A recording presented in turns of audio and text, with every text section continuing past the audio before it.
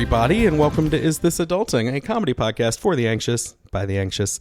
Each week, I, Stephen Pappas, your best friend and your great uncle, I sit down with my co-host, Chris Grimmett, who is currently on sabbatical, sorry everybody, and a new best friend to chat about mental health journeys, and hey, maybe just have some fun along the way. It's my moving rendition of that. I hope you all enjoyed it. So, in the best friend seat this week, literally across from me, which never happens. We usually do this all remotely. So I'm always so happy to be in the same room with a guest. So you know her.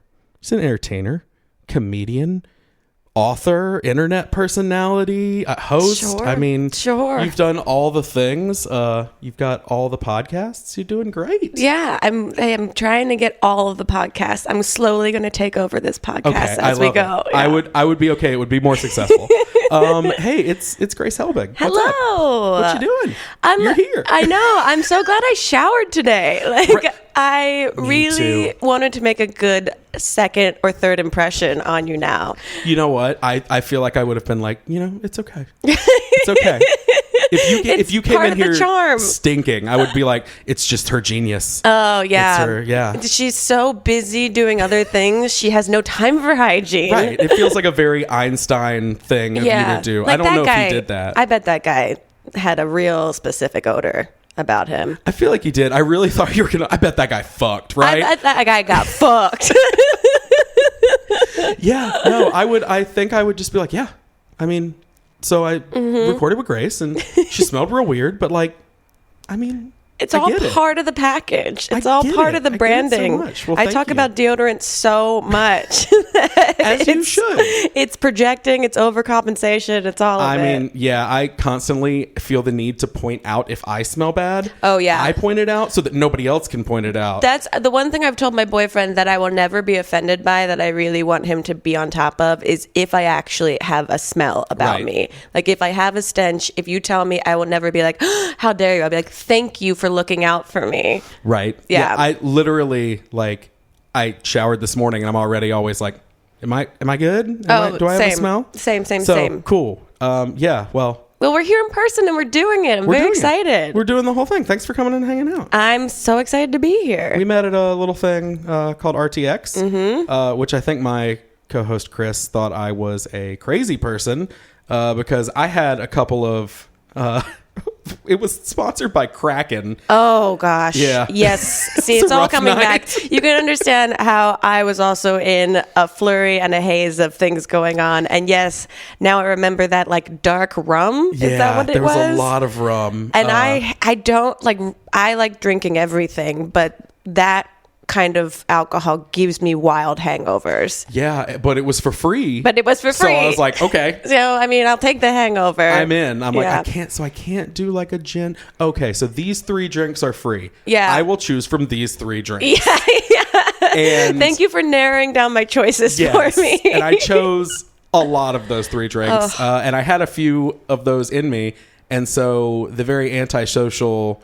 me and Christopher, Chris was hiding playing the golf arcade game the whole night because there were so many people there, which is very overwhelming. It was I'm with you. I'm very socially overwhelmed very easily. And so I kind of was clinging to my boyfriend and to Mamrie and her boyfriend, and was just like, everyone stay together. Troops, here we go. Lock arms now. Yeah, I think right after we talked, all of us kind of looked at each other and there are so many other bars in Austin, maybe let's bail on this because there's just more people pouring into this 2-story bar that has all these weird little alcoves in it. Oh, don't worry. It was a 3-story bar. I don't know if you ever made it to the roof. Nope. That's how little we explored. I think we walked through it, went down to the bar, got 2 drinks, and then had conversations with a couple people, and then we're like, let's find a side exit. We exited. Let's go. Yep. Yeah. There was one on the ramp. That's where I left from. Yeah. As soon as I was like, okay, well, met a few people, and then I was like, okay, thank you, Barbara, for getting us in here and helping us out, and it was cool seeing you. Bye, Barbara. Bye, Trevor. We gotta go. Yeah, because it's a lot. It's only gonna get worse for me if I stay here. I feel like I've done enough like after hours VidCon parties to know that like I turn a certain way after a certain witching hour, and after a certain number of people enter a crowded room all ready to tie one on. I'm like, I need to save myself right now. It's time to go. Yeah, I'm 34. It's not as cute to be like the sloppiest person here anymore. Yeah, it was never cute on me, but I just remember I'm in the middle of my personal hell. And I was like, I think that's Grace Helbig and Mamrie Hart. I'm just going to go say hey. And I remember Chris looking at me and going, the fuck? Are you okay? And I was like, yeah, I mean, what the fuck do I have to lose? Right. Mostly because we had been on a 2-week trip out here, and it was the last night, and I was exhausted and like spent. And I was like, well, when you're that loopy, you don't have any personal boundaries or rules for yourself anymore. Which I have felt so bad ever since then, because I just like marched up to you and Mamrie and went, hello, I'm no one. Now I remember all of it. Yeah, the Mamrie and I also walked in, and we were having, I forget where we came from, obviously like another bar or something beforehand. Right. And so we were kind of out of it too. Oh, because we had also been there for 4th of July. And so we did a whole like party thing for 4th of July and all of that. So, and then I was coming prior to 4th of July from going to Florida and visiting my boyfriend's like family for the first time. So I was out of my brain, like loopy on like, introduce me to anyone. But when you walk up that forthright, but also like so sweet, it's so charming that of course we're going to be like, oh, you seem normal. Let's talk. Yeah. Which I was like, hi, I'm no one from North Carolina. Like you were from North Carolina, but I'm nobody. And to y'all's credit, in an amazing way, and that's when I was like, oh, these are people that like I want to know.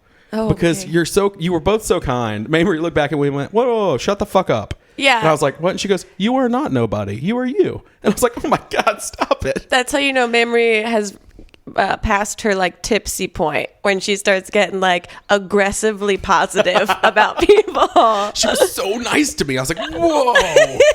Oh, that's so good. She'll love to hear that, because I'm sure we've looked back on some parties and been like, were we bitches? I can't remember. I think I was just antisocial, but that can be misread in so many different directions. For real. Every time I saw somebody there that we had met over the weekend, I was like, well, I probably look like a real dickhead now because I need to go. No, you were so lovely, but I've had so many people come up and be like, I introduced myself to them and they're like, oh no, we met before at a maker party. Mm-hmm. And I'm like, I bet we did. I'm so sorry that I don't remember. I mean, you meet so many people at events that it's like, oh yeah, I'm sorry, I forgot. Also, I'm sure you can relate to this. I am in my social anxiety, like thriving mode at parties. So I'm so in my head that even if I'm introduced to someone that I know and watch like crazy, I'm so distracted by my own like anxieties that I don't fully remember interactions or names or like people's faces and things like that. And I feel terrible about it. But it's like, if you could see what's going on in my skull right now, you would, I think, forgive me for not remembering certain things. I do a lot of that when we're at stuff like that. And I replay things in my head a lot. I don't know if you do that. Where I'm like, was I an ass? Did I fuck that up? Because like, for instance, and this is just part of me as a human, and we talk about this on the show all the time. And I promise we're getting to mental health check-ins, but this is, we're on a roll here. Do you know your Enneagram number? Have you taken an Enneagram test? Oh, I took it a couple months ago, and now I forget what it is. I was just curious because my 6 comes out very strong. Oh yeah, like when I meet people. So like, for instance, when I met you and you were kind enough, I was like, hey, can I like send you an email? You're like, here, just take my number. Yeah. Shot that selfie with me, which is a brilliant tool that I've used. Thank God you did that, because had you just messaged me and we were like, we met at the RTX like industry party with no proof of concept for that, I would have been like, I can't respond to this text because I don't remember my interactions from this night. And I'm sure I was in a friendly mode of like, here's my phone number, here's my email, here, take this, here, take this. Which is like how my brain worked. And so the 6 in me, which is a very like self-conscious, like after I texted you, I was like, what did you just do?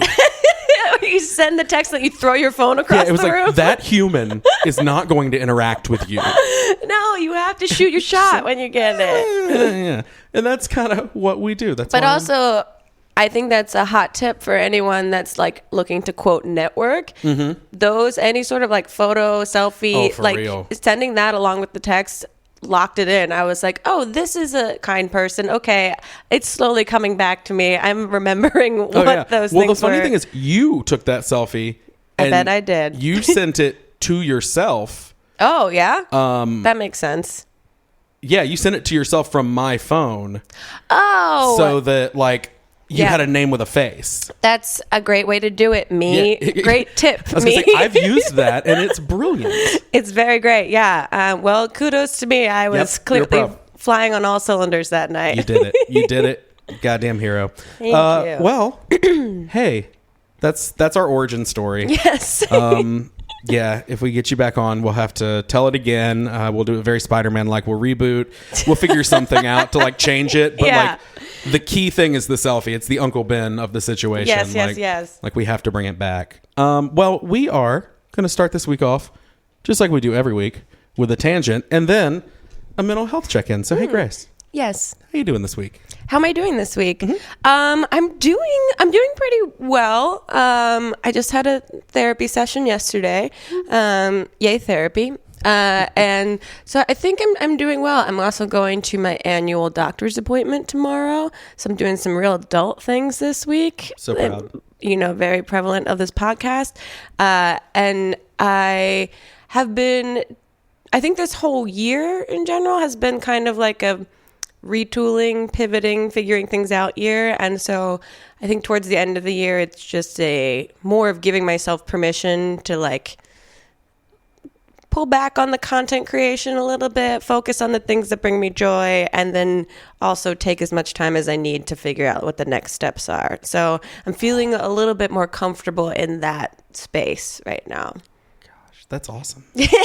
Gosh. I hear that and I'm like, that's goals. Yeah. I mean, it's taken a lot of therapy to like still get there. And I feel like every day it's a different day of how my brain interprets where I'm at. And so really just trying to slow down and be more present. Yeah. And operative word, trying. It's not necessarily always executed well, but trying. Through cognitive behavioral therapy. So like mindfulness and things like that. Mm-hmm. Yeah. A lot of that kind of stuff. My one goal, I got to get back into meditation. I haven't done any of that this year. Do you do any of that? I did, and I have not done any probably since March. Yeah, I haven't done any this entire year, and I know the benefits of it. I've felt them before. I've just gotten away from it, and I don't know why I just haven't, done and did it.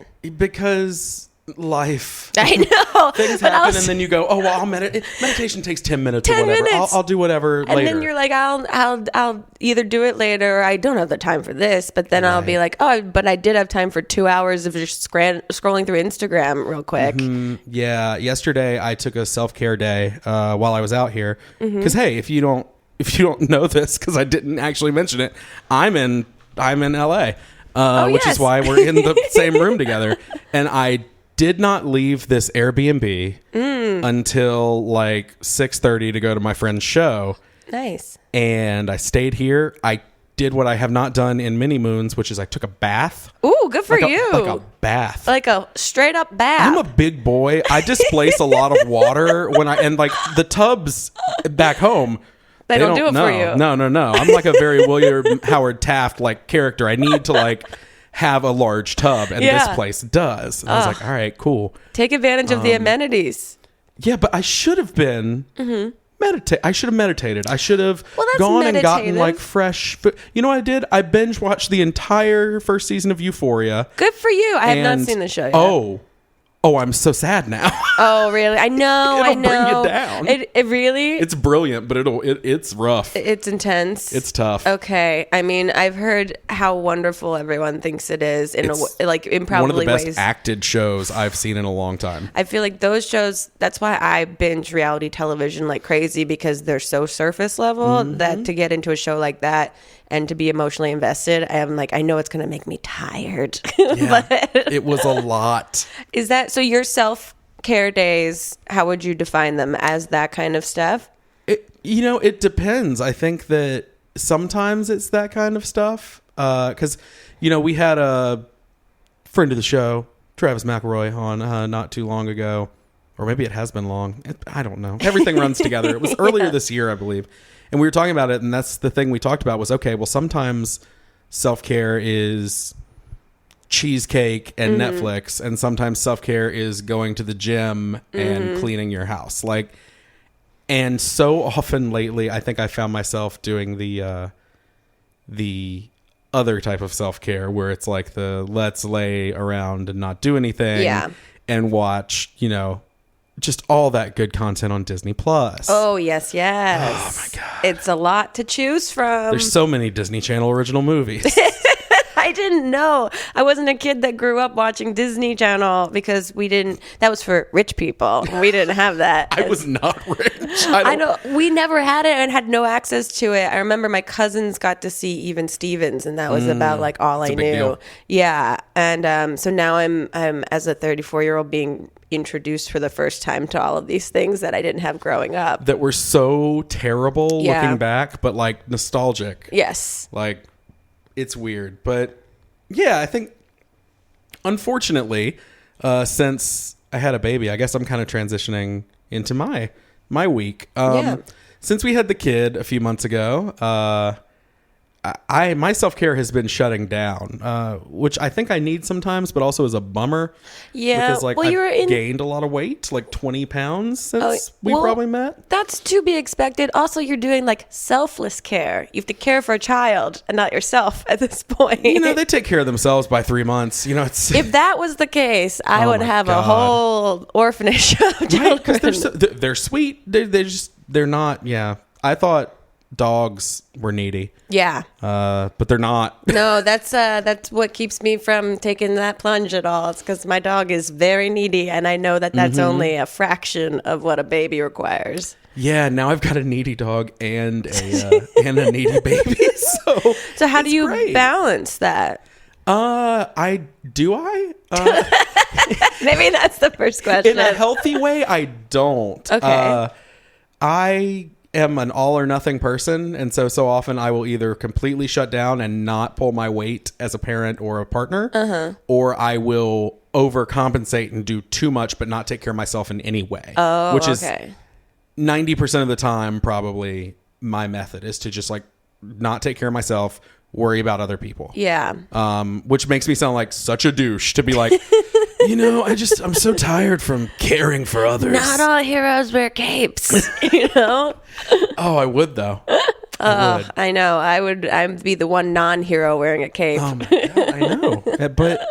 But that's, you got to do what you got to do with a baby. It's what's the alternative? Finding balance, whatever that is. God, yeah, finding happiness. Yeah. No, yeah, I don't know. And it's interesting because I should take more care of myself, especially like I said yesterday, I allowed myself to a little bit, and in some ways that was really great, and in some ways it's really wasn't, because I had to focus on myself all of a sudden and process the things that I had been going so fast I hadn't let myself process. Oh, so did it feel very heavy to suddenly take a pause and look at all the stuff that was going on? Kind of, because I have a love-hate relationship with this city.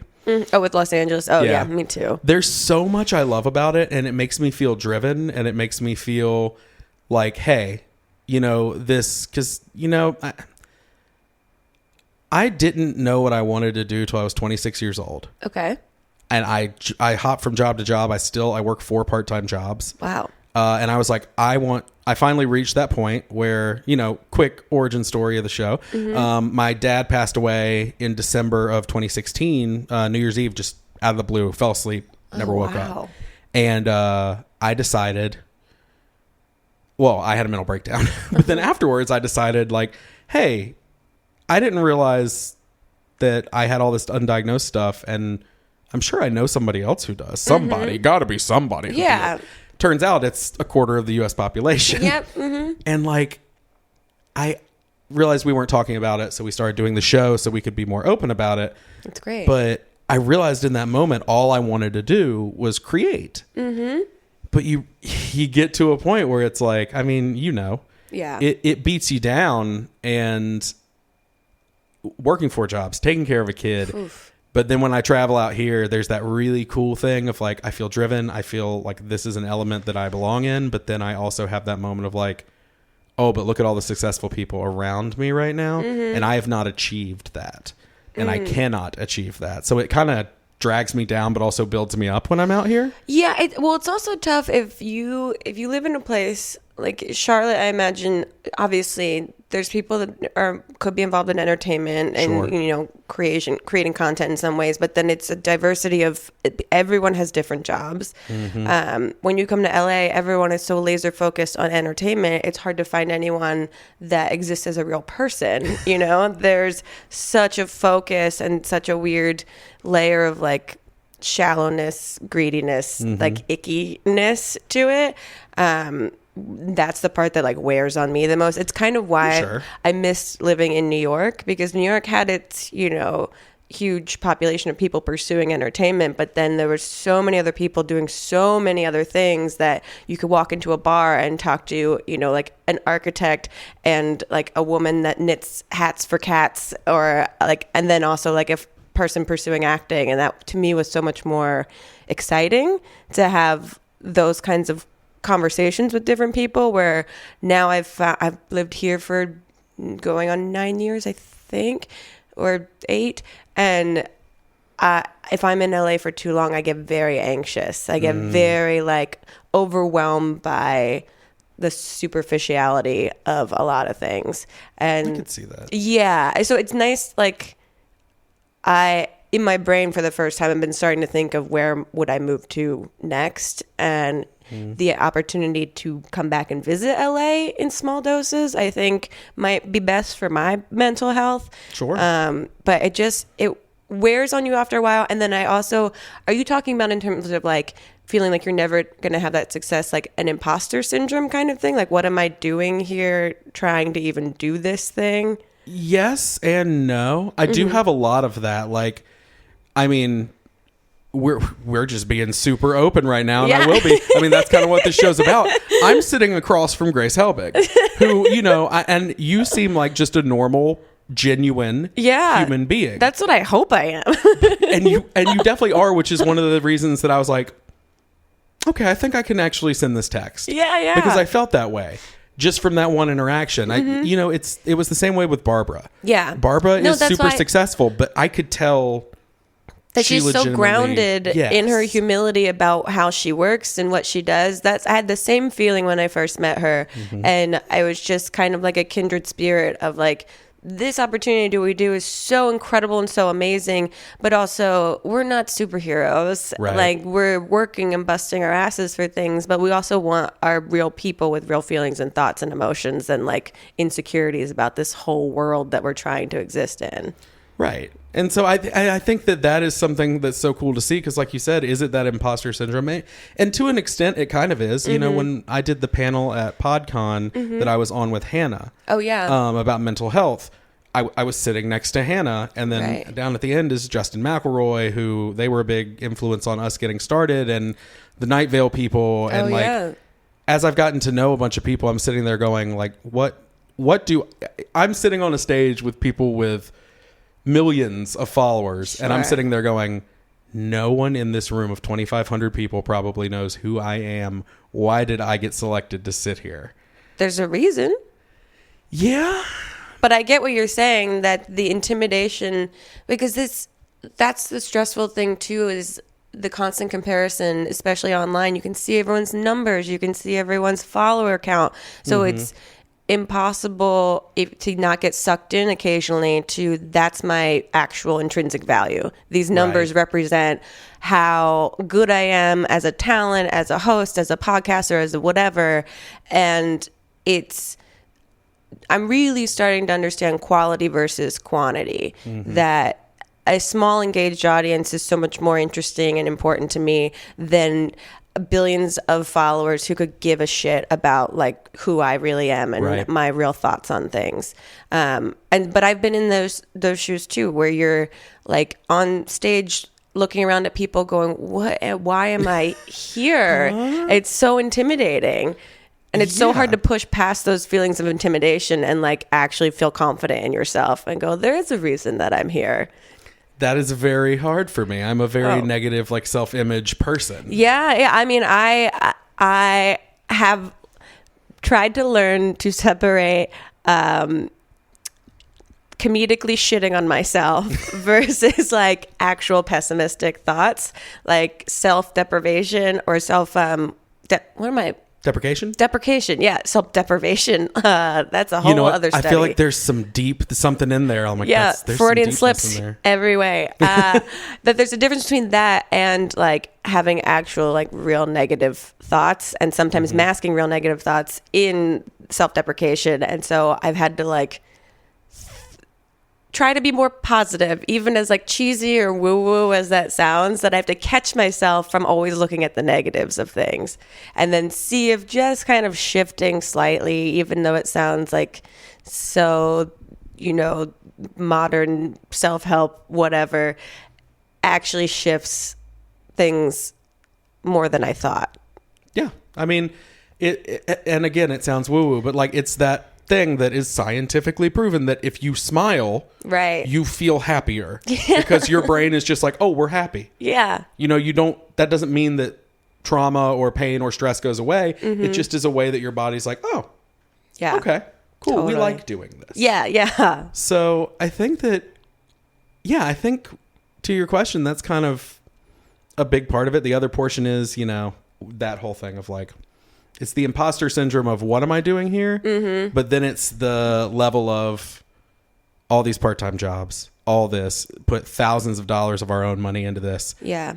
If I could just get in front of people. Mm-hmm. I'm so passionate and I believe in what we do. Yeah. That we have that moment of like, if we could just get ears on us and let people realize like, we genuinely just want to spread a message of hope. Yeah. Through comedy. Because that's what we enjoy doing, and it's so hard to sit back and go, where's the traction that I'm looking for? Because we have had, don't get me wrong, we have had a lot of luck and a lot of traction, and we have a very dedicated smaller fan base, and they're super engaged, and it's really awesome to see them build each other up and be resources for each other.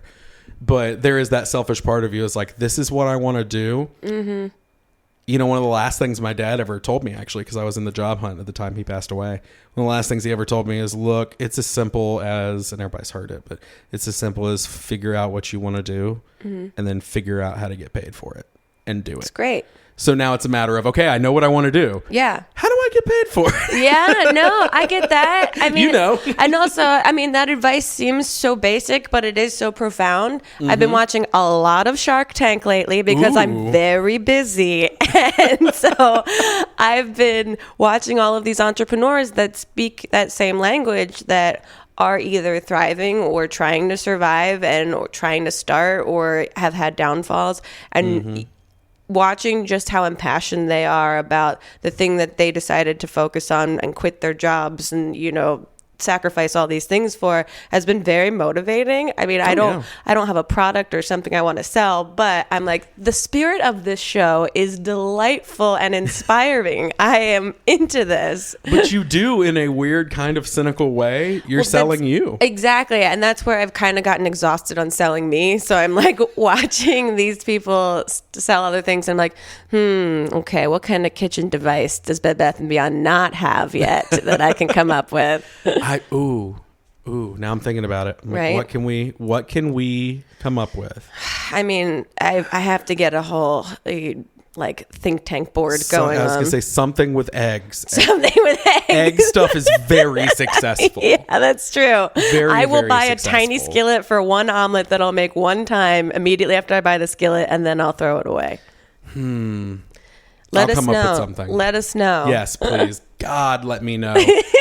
Because I'll do it. I am passionate about this, and this is my one thing I want to do, but I'll leave it behind. Right. I got to make that money. Babies are expensive. Yeah, God.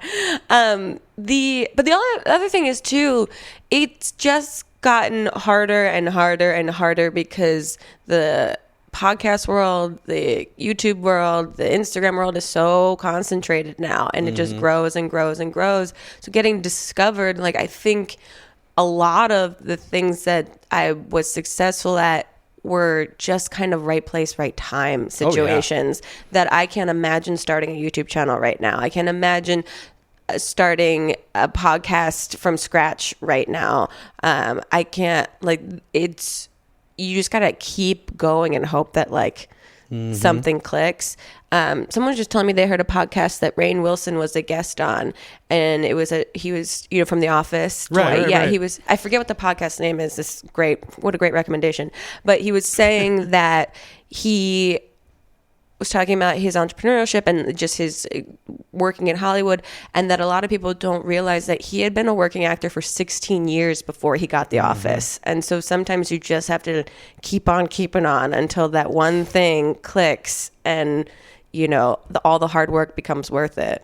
Yeah. So I mean, I was like, that's very inspiring too. Okay. Yeah, that's the sort of stuff that's like, you look at and you go, oh, like, everybody knows, like, Peter Dinklage's story of, like, I don't. He was just like an actor, and he refused to take parts that were at the expense. The jokes were at the expense of his size as a little person, and so he refused to take those parts and ended up, like, homeless at one point, and was like really struggling to act, and apparently he was giving up acting, and Game of Thrones was like one of the last auditions he went to. Wow. And, like, now he's Peter Dinklage, so I mean, what a testament. Doesn't happen all the time. No.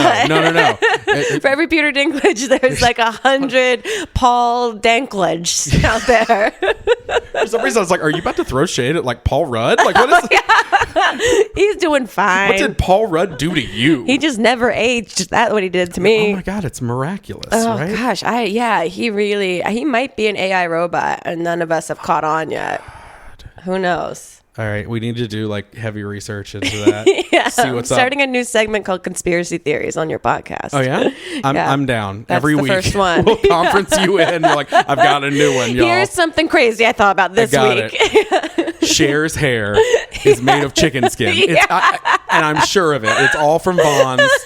It's real. Yeah, it's real life. I love it. Oh my gosh. So, just kind of talking about it and transitioning a little bit, because you said, when you were in New York and you talked about anxiety, how far back does that go for you? Or anxiety? Or is it just like since you can remember? I mean, I think I was always a very shy and nervous child, and but also with that too afraid to tell anyone about feeling anxiety and not knowing what the feeling was, just knowing I felt nervous a lot of the time, right. Especially in social situations. I had very minimal friends in high school, and when I got to college, I wrote about this a little bit in my book, I developed an eating disorder because I was very much by myself and very feeling like I couldn't control anything, so like was using that to kind of control things and like give me stuff to do,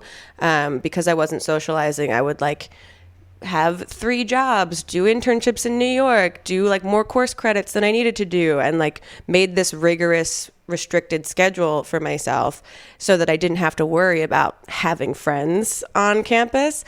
And so I got so in my own world about that, and to a point that I just sort of thought, kind of what you were saying earlier, I was like, this is just my life now. This is like bad behavior, but like this is just, I guess, who I'm going to be for the rest of my life. Right. And I can't imagine that there's anyone else out there that is experiencing this. And this is like Facebook had just started and things like that. So I remember like researching and buying books about eating disorders at Barnes and Noble, and like reading them and being so amazed and blown away that there were other people that were experiencing, because I couldn't define what it was that I was doing to my body. And I just felt so overwhelmed. And then I also dated a guy in college who was studying psychology in the brain, and we would have all of these like wonderful eye-opening experiences, some of them involving hallucinogenic drugs. Sometimes. I mean, you gotta do what you gotta do. And then at the same time as all of that, I discovered comedy. I knew I wanted to do something creative, but in college, but I didn't know what. And then I started interning at an improv theater in New York so I could get cheaper improv classes while I was in college. And then from there, I started an improv group on my college campus.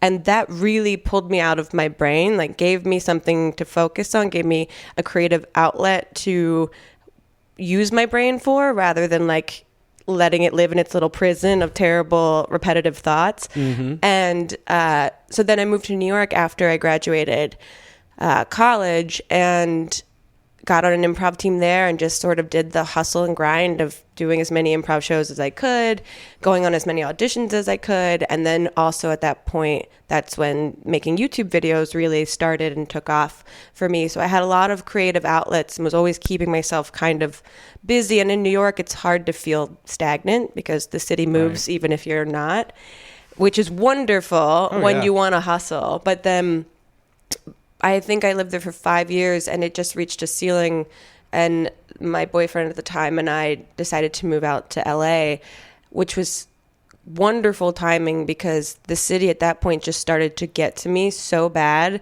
I just started out of nowhere having panic attacks on subways to the point that I like would pay for taxis when I didn't even have enough money to, just so I didn't have to take the subway. Like I'd have to get off the subway at like stops because I was just like hyperventilating, and it wasn't triggered by anything. But then it was all of these, the fear of having a panic attack on a subway became the manifestation of the panic attack on the subway. And it was so heavy, and I still wasn't really telling anyone about it. I was still just trying to keep it in and internalize it and think it'll pass. This is not a regular thing. And I started seeing a psychiatrist for a little bit before I officially moved from New York, and had started taking some anti-anxiety medicine. Sure. And then when I moved out to LA, I just realized that the medicine made me foggy and I didn't like it as much. I felt like I was kind of out of it when I was making videos or when I was like going to a party or something. So I kind of weaned myself off of that. And actually moving to LA, it's a total shift of your whole world. Oh yeah. That the anxiety started to like melt away a little bit. There was more of an excitement because then I had different opportunities for different projects out here, and I was meeting new people and becoming closer friends with Hannah Hart and Mamrie and feeling like I was part of a new community out here. Being that the YouTube community was out here in New York, I felt like an island of one sometimes, being one of the only people making videos like regularly out there, other than like the Gregory brothers at the time. And so it's been, I think for me, really finding community was the thing that helped me manage that. And it's still something I deal with all the time. Like we literally just had Thanksgiving down in Palm Springs with a bunch of friends, and I could get myself getting socially anxious. And I was like, I have to go to the bar down the street for a second. I'll be back. I just need to be alone for a second and charge batteries. And then I'll be totally social when I get back. So yeah, that's my entire life story. But yes, the anxiety's been peaks and valleys of managing and feeling a little out of control, and then trying to get to the root of why it's sparked back up. I think for a lot of people, anxiety is something that will probably never go away. Yeah. It's just how you manage it. Yeah, I was gonna say. I mean, I didn't tell anybody about my stuff. I didn't talk. Especially, and I don't know. You grew up. New Jersey. Okay. Yeah. I was gonna say I knew it was up there. Yeah.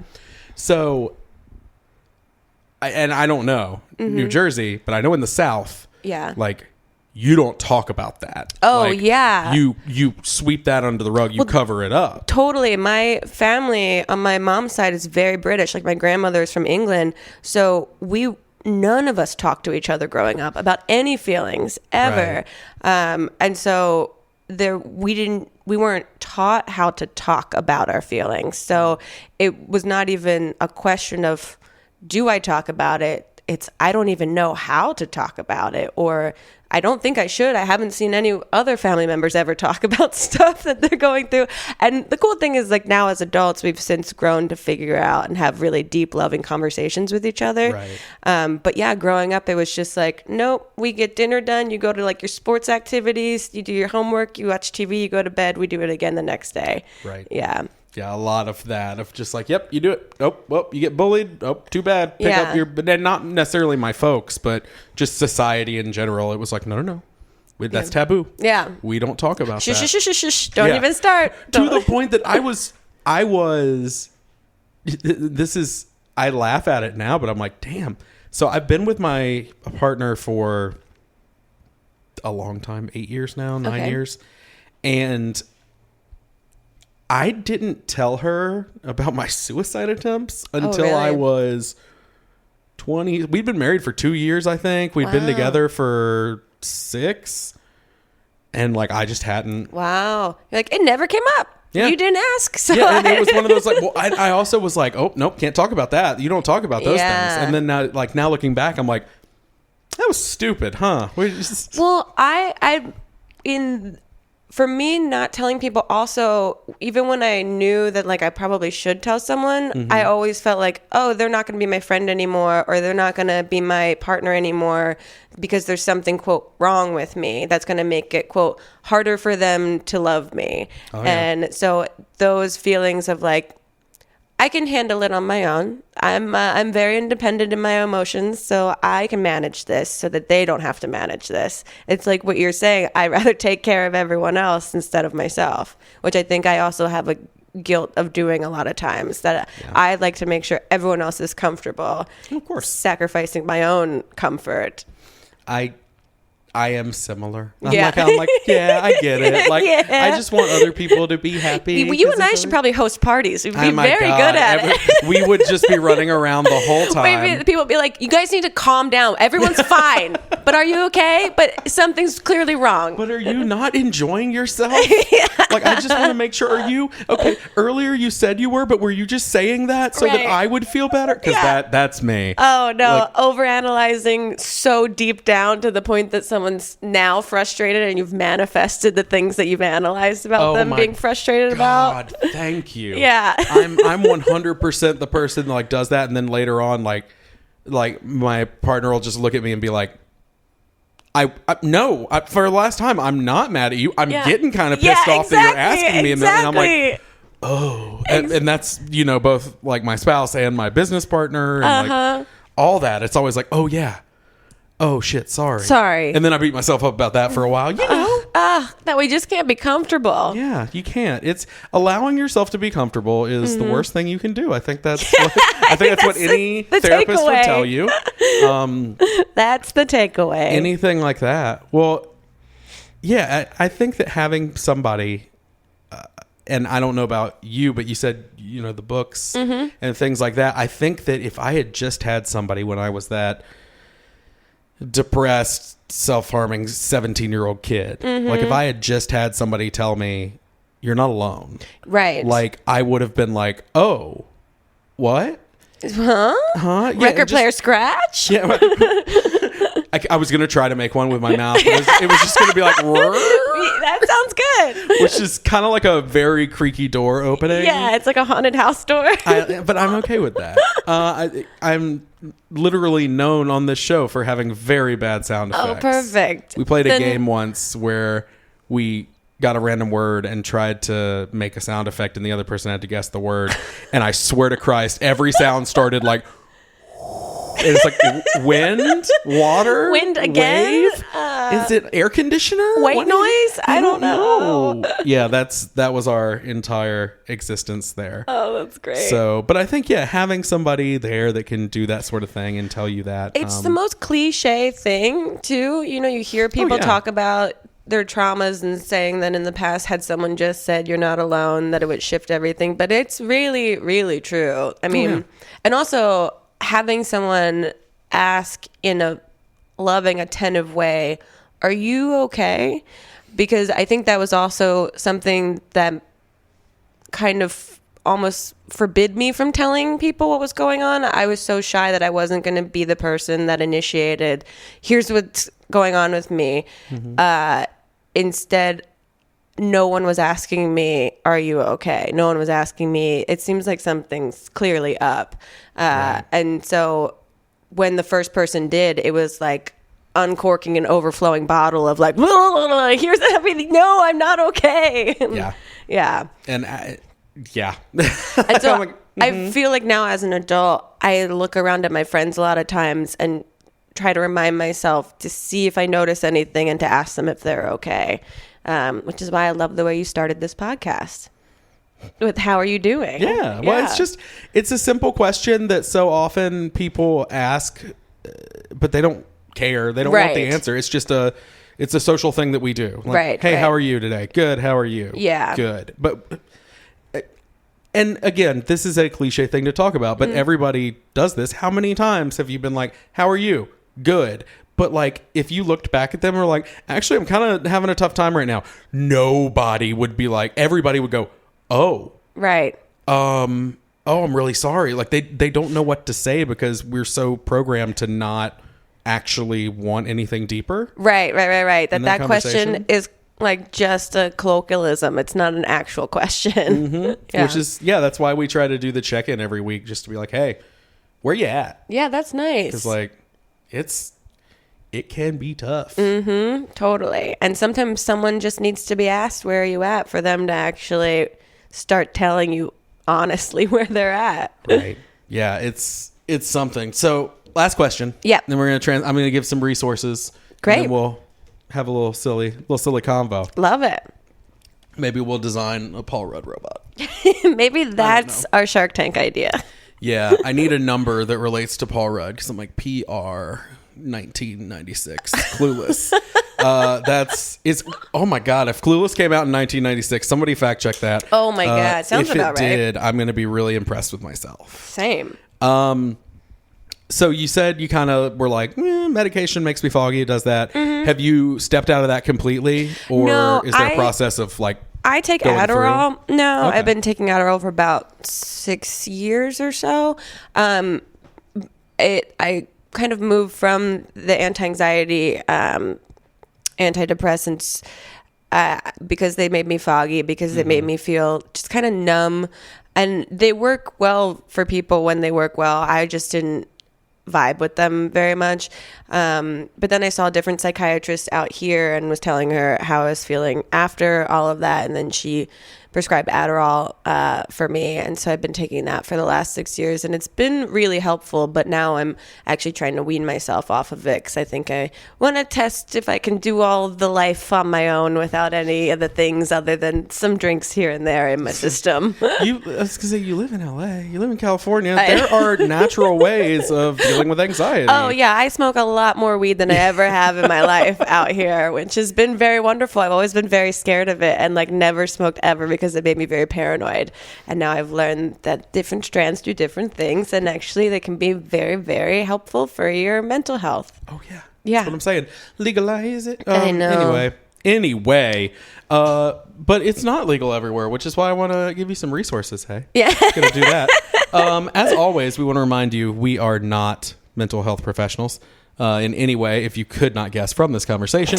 And if you're in need of mental health care, please contact a healthcare professional. If you're in crisis, please contact the National Suicide Prevention Lifeline at 1-800-273-TALK. Or if you're like me, and you have phone anxiety, and talking on the phone can be very stressful for you.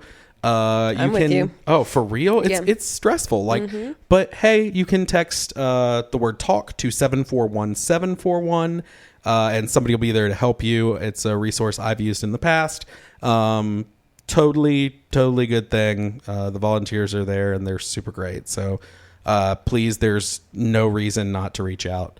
Everything's confidential, and it is good to have somebody tell you that they're listening. Which is why we always tell people if they want to send mental health check-ins to us, which we've, our email's open for that. Oh, that's awesome. And even if we don't respond, like, your voice is being heard. Yeah. Like, we are able to read them all and like really send good vibes and be thinking about those people. We just don't always have the time. Sure. Like also, I said, on the other end of that, sometimes just sitting down and writing out how you're feeling can be very helpful. That's how this whole thing started. I was like, I need to talk about feelings and create. And I was like, I'll do a blog. And then I was like, that's a lot of typing. It's a lot. And I'm lazy. I don't know how to make the cute like lifestyle blogger outlines. Yeah, it looks like everybody's like Zanga page from 2003. And I was Yes, like, yes. I can't do this. No.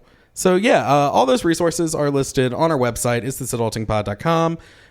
You can check them all out there. There's those and God, like 20 more that Chris put in there. He's got them all listed out. They're free resources. If you're unable to afford mental health care, there are resources out there for you. So please take advantage of those. So yeah, well, we're gonna leave for a second. Take a quick break. It's gonna be great. It's gonna be amazing. Magic things are gonna happen. Yep. We're gonna go have all the fun conversations without you, but hey, Sorry, y'all. we'll be right back with more Is This Adulting.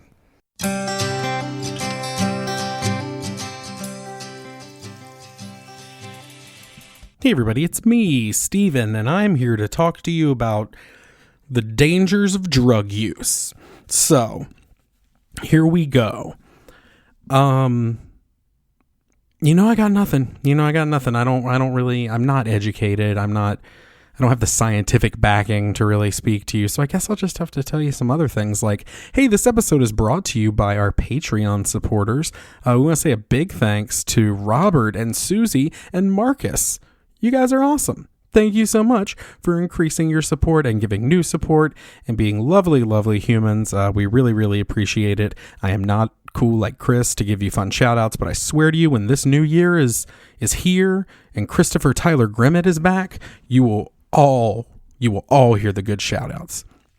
So hey, I want to say thanks to that. Also want to let you know, Jingle Time is just around the corner, everybody, so get pumped. If you don't know what that is, it means 12 episodes released over the course of 12 days. Starting December 21st and going through the first of the year, we will be releasing fun games and good conversations and things like that with friends and family. So it is a wonderful thing we do every year, and Chris will be on 4 or 5 of those, so definitely check that out. It's a lot of fun. And last but not least, it's time for... I just hit the mic with my flashlight. Why am I even holding a flashlight? I don't know. Anyway, this is time for my 5-star recommendation. If you like our podcast, you can head over to Apple Podcast or anywhere you listen, Spotify, whatever, and give us a 5-star rating and review. You type out those words, everybody, because those words are important. Helps people find the show. So we want to give my 5-star recommendation to, and by we, I mean me. I want to give my 5-star recommendation this week to, hey, what else could I possibly give it to but our guest's show this week? Lovely, lovely Grace Helbig, who does a few great podcasts, but Not Too Deep is one of the podcasts I've listened to for many, many moons. It is one that my wife fell in love with years ago, and I continue to listen and love every single second of it, which led to the second half of this episode, where we, in detail, talk about the times we've shit our pants. So, yeah, absolutely. Go listen to it. It's the best. All right, everybody, we are going to get back into it, but hey, I want to tell you something real quick. You're the best. You're valid. And don't let anybody tell you different. That's right. I said it. I got the balls to do it. Deal with it. You're great. I love you. Every single one of you. That's right. True love. That's what brings us here together today. Anyway, we're going to get back to the episode with Grace. Enjoy the show.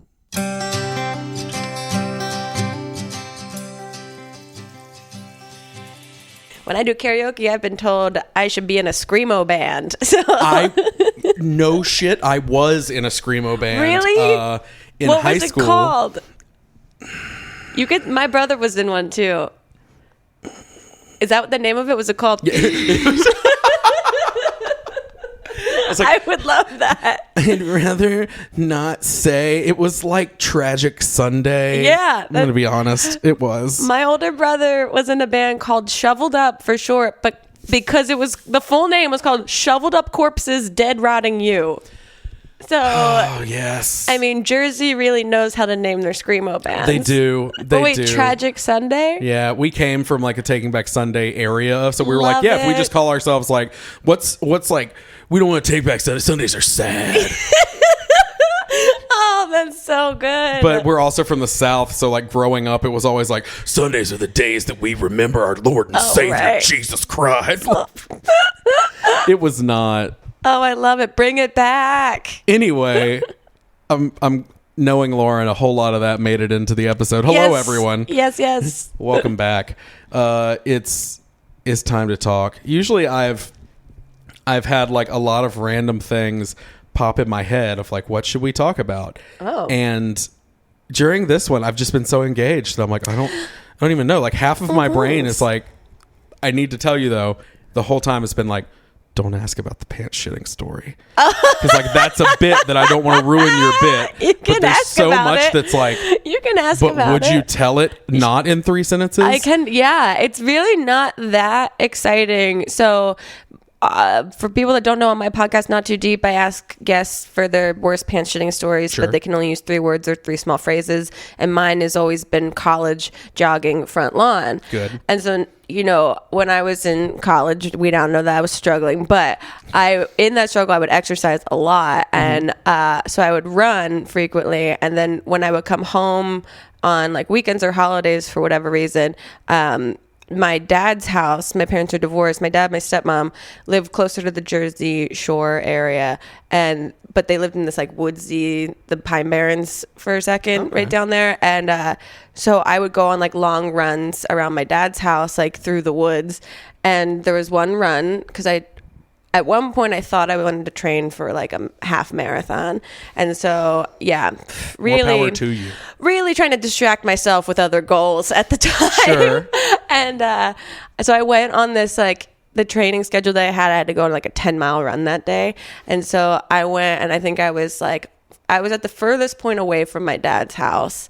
And that's when the nature started to call.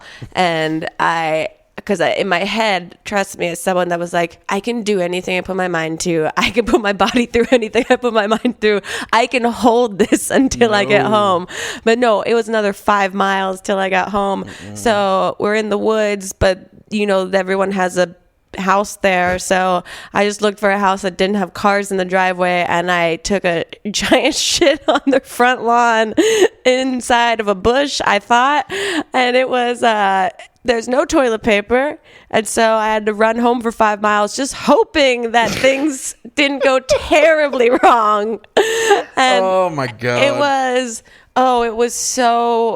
It was such a panic that I have only experienced a few times in my life of being like, because I was also such a goody two shoes, never wanted to break rules. And so in my head, you know, you're creating the moment of when they come out the front door and they're like, what are you doing? And so I shit quicker than I think I ever have in my entire life.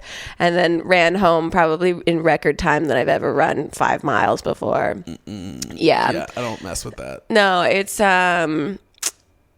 it was tough. Don't eat Raisin Bran before you go on a really long run. Yeah. A seemingly obvious tip. Eat most things before you go on a really long run. Yeah. So it was, I just remember thinking they're going to find it. They're going to find it. This poor family. Oh, man. Because you know they must think like they have an enemy somewhere that's like, or there's like a coyote somewhere. I'm gonna shit on their lawn. Yeah, exactly. It's like you're getting revenge in the most like 80s movie style way. Totally. That's a scene that Danny McBride wrote. Let's be honest. We all know that. Well, okay. Well, now I need to know yours.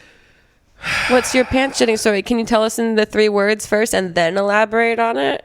Yeah. Well, this is gonna ruin me trying to like elbow my way into your show. Yeah. So, I mean, fingers crossed that you'll have another one between now and then. I do have 2 pants shitting stories that are very bad. Okay. So I can give you one. I would like to hear one that's very good. I was going to say, I can give you one and then... Yeah, so keep the other one in your back pocket. In the 3 statements, I guess it would be disc golf, 100 degrees, backyard. Oh, wait, okay. Yeah. Were you playing disc golf in 100-degree weather? Yes. Okay.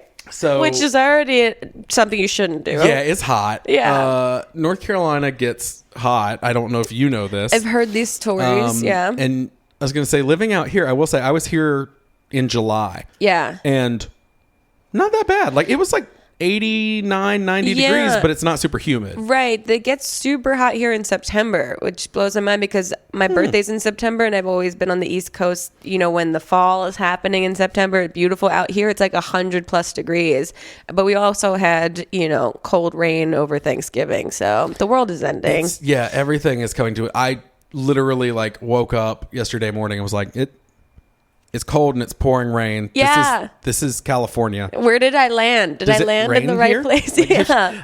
Everyone I did the panics. same thing when I landed in Austin for our not for RTX. The first time we went to Austin on that trip, on our way to LA, we stopped through Austin to do some stuff with Barbara. Yeah. And we pulled out of the airport in the lift, and it was just pouring rain. I was like, I hate it. No, it was thank like you. 60 degrees in July. Confusing. I didn't Okay, know but what to wait. do. So you're playing disc golf in 100 Oh, years? yeah. I gotta hear this. So there's a disc golf course very close to my my place of residence. And this was probably 3 years ago. It's very fresh wound.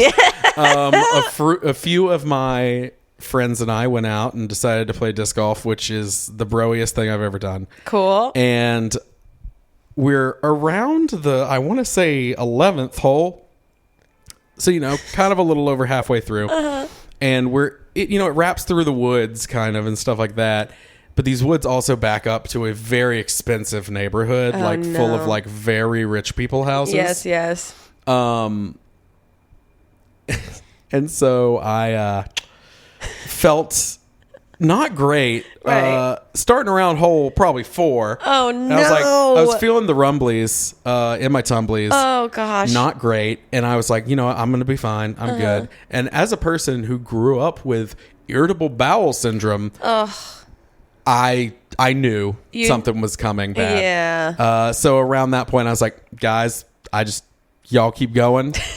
I'm just going to break off over here. And so, unfortunately, there were not many bushes. Oh, no. And I was like, I need to like hide my brain went, let me hide myself from the people on the course that I'm with. Yeah.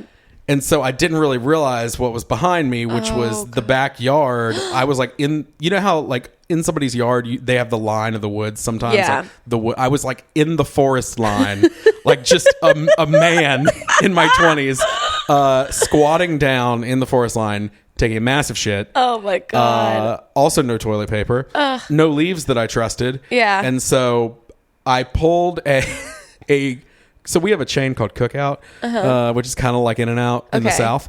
I pulled a Cookout receipt out of my back pocket. I did what I had to do. I mean, that is some MacGyver shit right there. I mean, Literally. and to be honest with you, the kicker is they stayed and waited for me before we went to the next hole. It's the first time we ever played the course. And we walk up the hill, and the next hole is in an open field. And right here in the open field is a like air conditioned bathroom. Oh my God. Like in a little shed. And I was like, you've got to be fucking kidding me. I shit in some rich person's yard. Fast forward 2 years. Wow. I'm driving through that neighborhood going to my boss's Christmas party. Uh-oh. And I realize as we turn on and like we're at the Christmas party, I go out on their back deck. I realize, wait a moment. They are next door neighbors to the person whose yard I shit in. And I was really scared that like, for some reason they were like, that's the guy, put him on a list. Right.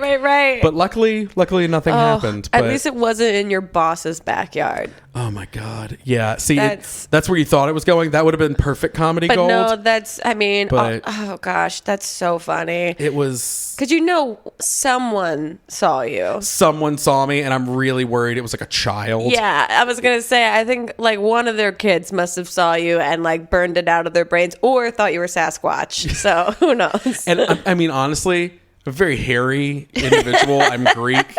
And this is the shortest my beard has been in a long time. Oh, wow. Like literally 2 weeks ago, it was like big. And I was like, well, they probably thought that. Yeah, that's But, amazing.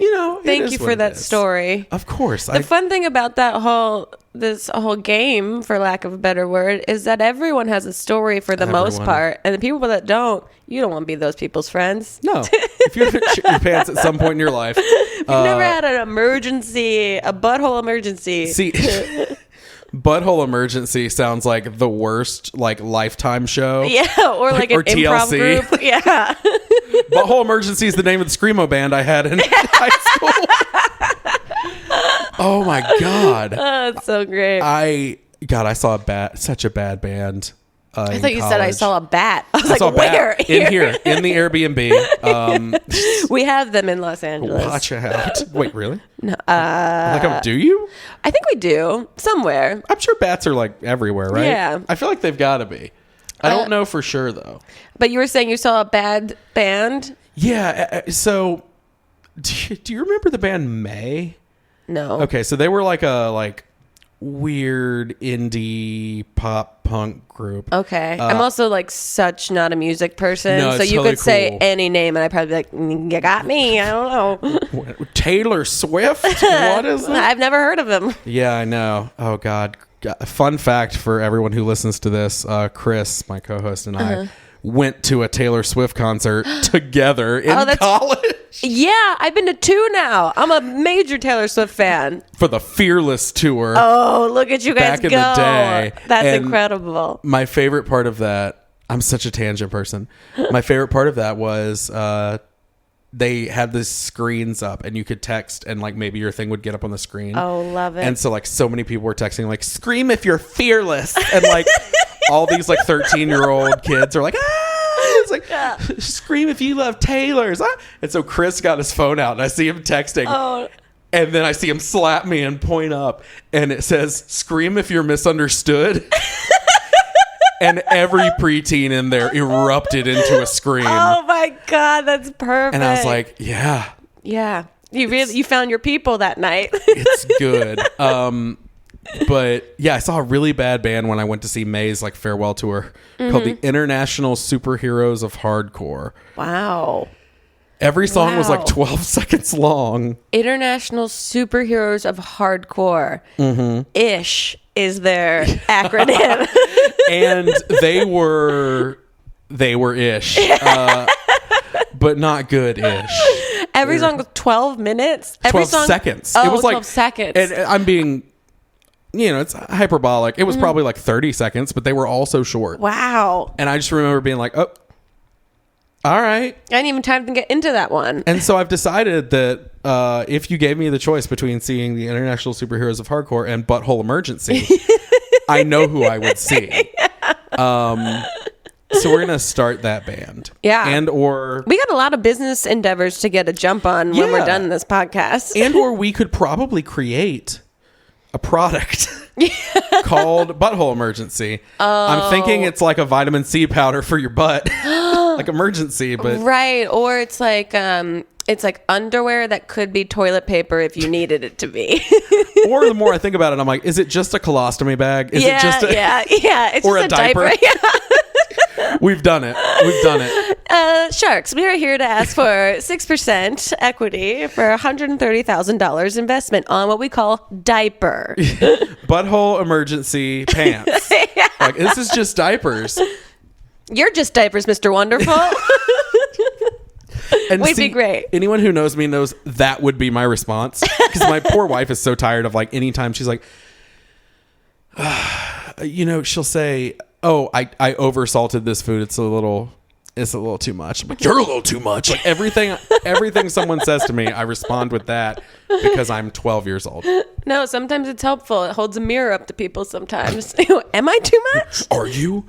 I am. That's the answer. Self-deprecation. Love it. Well, I want to let everybody know. If you have a mental health check-in you'd like to share, you can send that to us over at isthisadultingpod.com.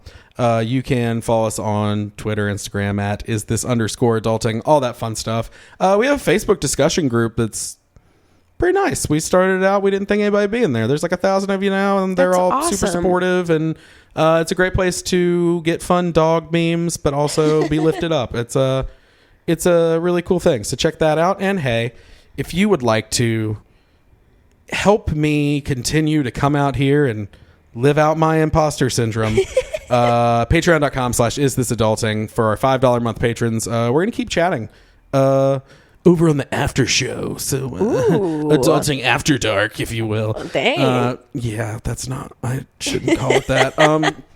You can head over there. And for people who give $10 a month, I swear to God, I keep saying, I promise the episodes will be out in time. They have not been lately. I've been in a very bad place. You're busy. Please love me. I promise you will be getting weekly bonus, like a weekly full-length bonus episode. I promise. Promise. It might be starting at the first of the year, but it will be coming. I have things lined up. I have scheduled things. I swear to you it's coming. Yeah, so you can do that. And real quick, we want to thank the collection for the use of our theme music, The Borrowers, off their album Ars Moriendi. And a huge thanks to our production manager, Lauren, who's doing all the goods with the sounds and the musics and the microphones. She's lovely. She's so great. One day, we will be able to fly her out here so I can just be like, set up this piece of machinery for me. I don't know how to push the buttons. What do I do? Help me so much. Well, Grace. Mm-hmm. Thank you for coming and hanging out. Thank you for having me. This has been so lovely. Oh my gosh. It's been great. You're a super genuine, wonderful, kind person. Thank and I you. very much appreciate you being willing to sit down with weirdo like me and chat about your brain and your shit. And no, I think it's really great what you guys are doing. It makes a real safe space for people to chat about the things that they might feel unsafe about. It's very cool. Very admirable. And I'm such a me because I was like pants shitting stories. Yeah, that's really truly what like I'm getting those. at. Oh my gosh. Do you wanna tell everybody where they can find you on the interwebs and or your home address? Yeah. Well, I'll do the former and not the latter of that. Okay, that's fair. I'm just at Grace Helbig all across all the social media. I have a podcast called Not Too Deep. It comes out every Monday, and a podcast with my best friend Mamrie Hart called This Might Get Weird that comes out every Wednesday. Go check them out. Both are very good. Mm-hmm. Thank you. Yeah, well, I'm trying. We're all trying to content create. You were one of the only podcasts my wife listened to. Oh, cool. When she first started listening to podcasts, she's like, I don't like podcasts, they're boring, but I like that one. Oh, that's great. Okay, good. You got a good one. She's all right. Anyway, we're going to go have fun over there, but that is going to do it for us this week on Is This Adulting? I've been your best friend, Steven. And I'm your best friend, Grace Helbig. And remember, kids, be happy, stay healthy, and with consent, go hug somebody. Because you never know. They may just shit their pants in their boss's backyard. Yeah, they might be teetering on a pants shitting moment, so ask for consent. Yeah, that's going to be a dangerous hug. I don't know.